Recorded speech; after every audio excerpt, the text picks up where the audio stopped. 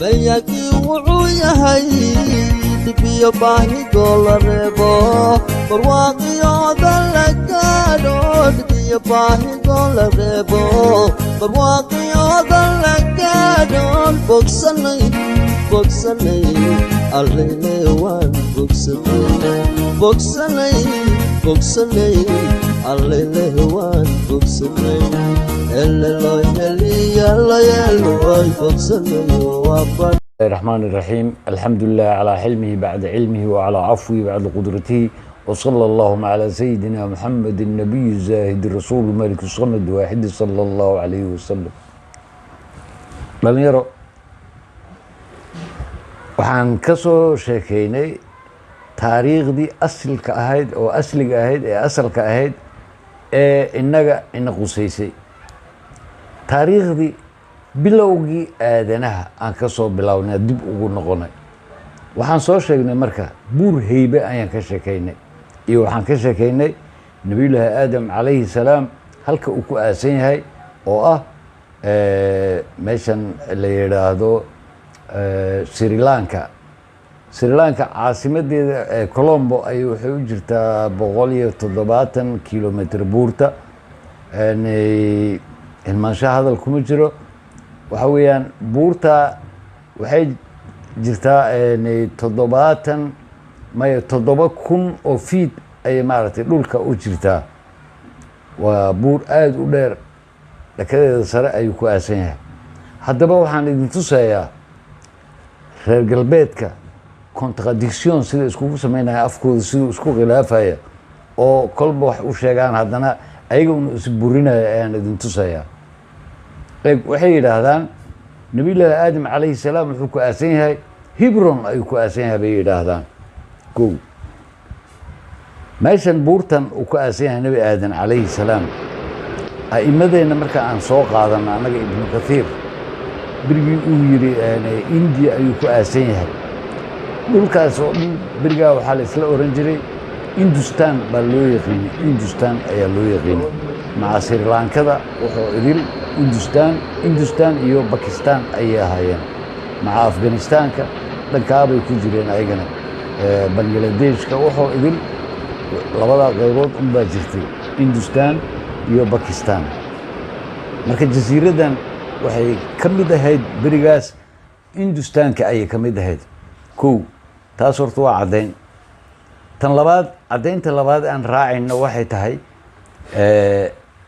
inay afkooda isku burinayaan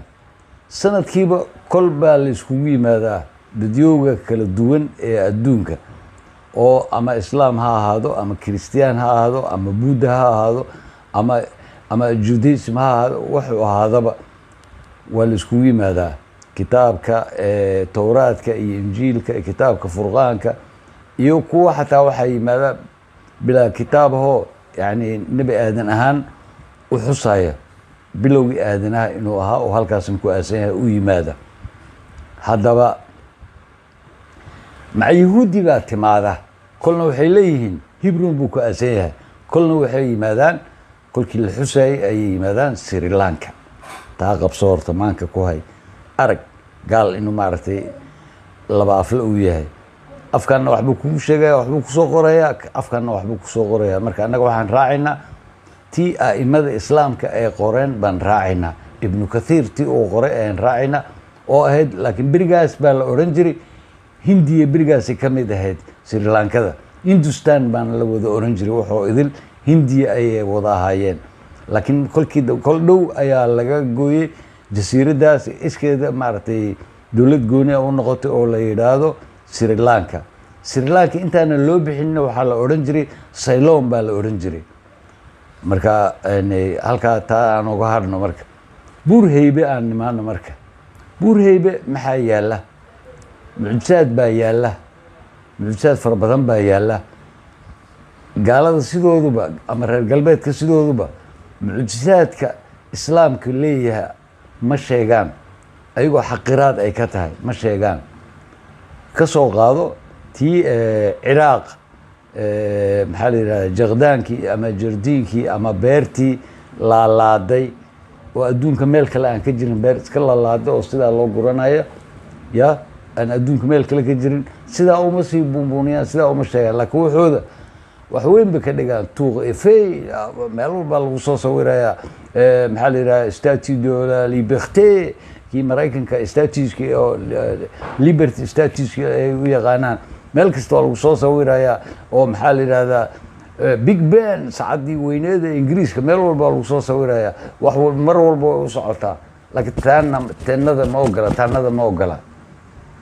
adaa lagaa doonayaa teen inaad ku baraarujisid dadka aad tustid مثلا أهرامتي جيزة وأنا كشكيني معجزة تالا أنو إنه معنا مركة نبي الله آدم عليه السلام يبور هيبة أن معنا مركة بور هيبة وحكلوا له يغانا والله قرنا يا بور إيلي هذا بهيبة كهر مقعة لما أركتيود كل دوين أيا جرتا هيبة كهر وحجري مقع كلا أيا جري بورتي أو آدم أو إيدن وليبا أن يراهدو أو إيدن أو هاوا وأو آدن أي حاوا أما معو يحاوا وبورتا سيدا سيلا أورنجري هيبة مقع هيبة كل دنبا أيو صوبحي مقع هيبة حتى مركا أركتي لبا أياس اسبربر سعوتا أركتياشا وحيهين إن لوغو مقع داري ashuunka ama jiliyadan maaragtay weelasha wax lagu karsado ama weelasha biyaha lagu kaydsado oo laga sameeyo dhoobada ciidda buurtaas taalla laga sameeyo waayo ciiddaas way ka duwan tahay ciidaha kale ee meel kasta yaalla oo ama dalka haadaan ama dibadda haadaan aad bay ugu duwan tahay waayo hadda ka hor waxaan sheegnay iminkana ku celinayaa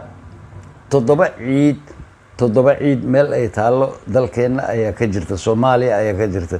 dalka kolka aan leeyahayna waa min NFD ilaa Soomaali galbeed waa dalkeena waa dalka marka aan leeyahay marka 7 ciid oo kala duwan oo hal wadan ama hal qowmiyad oo la yiraahdo Soomaaliya ku soo ururtay 7 ciid halkan baa laga arkaa adduunka kale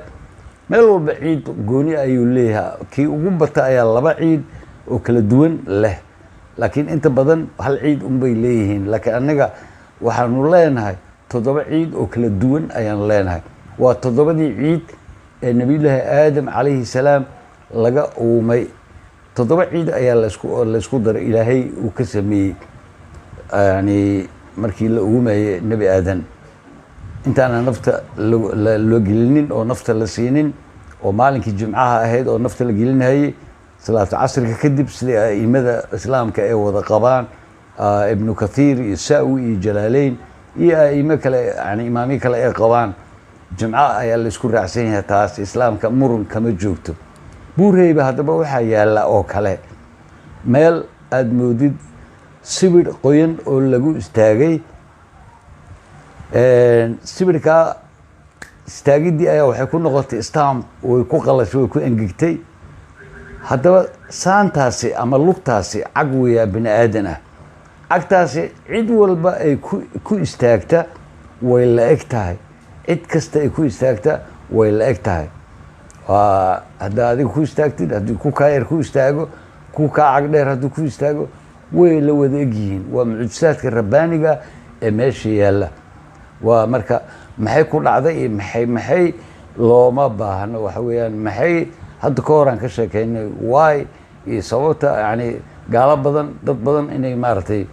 kuwaasheen qaar badanna inay ku kufriyeen marka inaga ma sii raacayno tan kale waxaa meesha ku yaalla hog god marka ballarkiisa waa ilaa ma adigu 1 mitir ama wax ka yar weeye ballarkiisa laakiin sidaa buu u jeexan yahay godka dhirirkiisa haddaba dhirirkiisa lama yaqaano shiid baan qaaday oo gacanteeda leeg aan ku dhex riday waan sugay wax dhawaaqa oo soo dhawaaqay ma jirto ma garan dad kale oo meesha joogay ayaa ii sheegeen waxa wixii lagu riday lamaba maqlo lama waxaan markaa qirtay meesha hog aad u dheer oo aan dhamaad lahayn inuu ku yaalo alaa taal anigu kulli isku madayn kama talaabsan waaba ka baqay aan u soo laabta marka buurtan ku taalla Sri Lanka ku taalla waxaad moodaa meel ka duwan dunida kale ee caadiga ah. horta waa meel maaragtay wada doog ah, buurta dhan waa wada doog. ha ahaatee haddana waa meel alxamdulilah daruurta aad hoos u eegaysid qaybta saddexaad la soco insha